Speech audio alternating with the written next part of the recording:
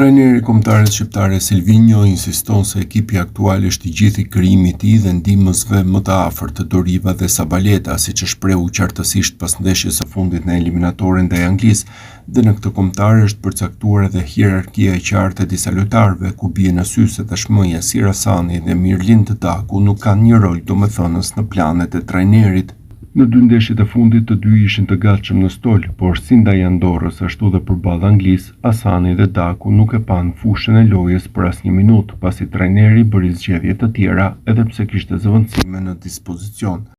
Hasani nisi edicionin si titullar për të zëvendësuar në minutën e 78 të ndeshjes së parë ndaj Anglisë në Wembley, që atëherë trajneri duket se ka humbur besimin te futbollisti duke mos i rezervuar më asnjë minutë në kualifikues ansorit, i cili me golat e tij ishte një nga emrat kryesorë që quan Shqipërinë drejt Euro 2024.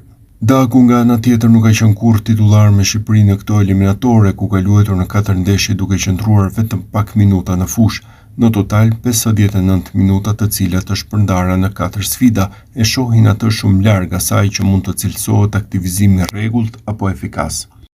Me pak fjalë, roli i tyre në Shqipërinë e Silvinhos është ndjeshëm i reduktuar dhe fakti që të dy mbetën në stol në sfidat vendimtare të nëntorit jep një sinjal të qartë se trajneri ka ndryshuar këndvështrimin ndaj tyre gjatë këtij viti, me pasoja që mund të ndjehen në grumbullimin e marsit.